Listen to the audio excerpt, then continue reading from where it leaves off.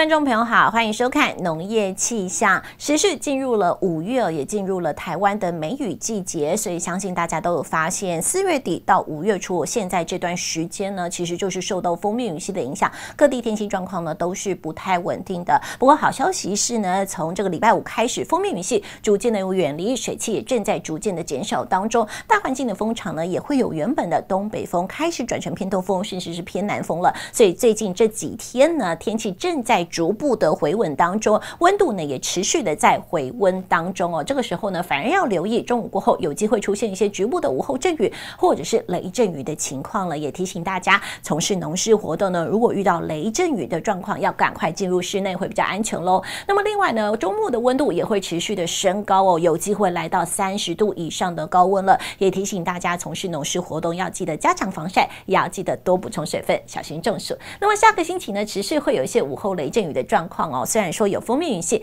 还是有机会接近台湾来，不过呢，整体的位置会比较偏北，降雨的情况相较于这个星期就会明显的减少了。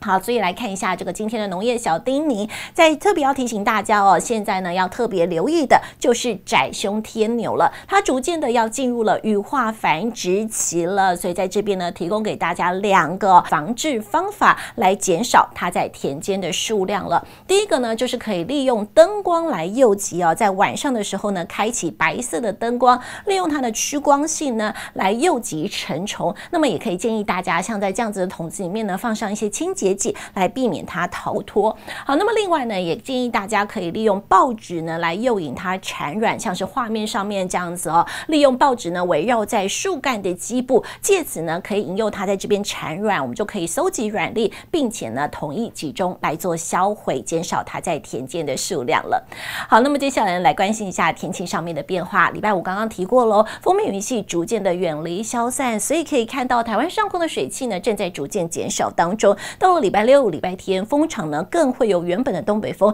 转成偏东风，甚至是东南风。这个时候啊，其实天气状况就会明显的回暖，天气也会明显的放晴了。所以目前来看，周末假期各地都是晴朗、有阳光露脸的好天气。只是中午过后呢，就会开始有机会出现一些午后雷阵雨了。提醒大家，遇到雷声真的要赶紧进入室内了。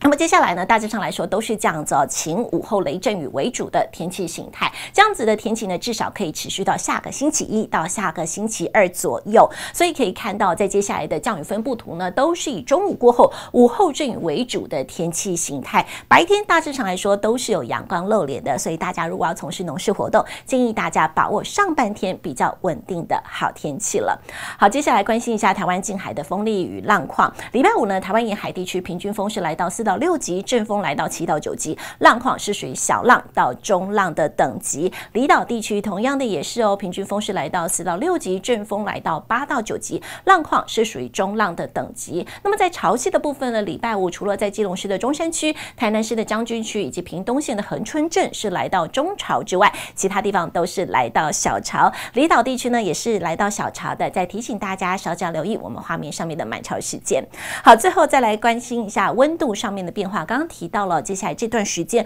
温度会逐步的往回升，开始很有夏天的味道了。可以看到，在礼拜5开始呢，白天的高温在北部地区来到26度，周末假期更有机会来到29度到31度左右。中南部地区同样的也是哦，在接下来这几天高温都有机会来到30度以上了，天气开始变得比较潮湿又闷热，一定要记得多补充水分，勤加防晒。那么呢，这个开始有一些害虫出现了，也提醒大家要加强相关的防治工作。以上就是5月3号的农业气象，我们下次再见。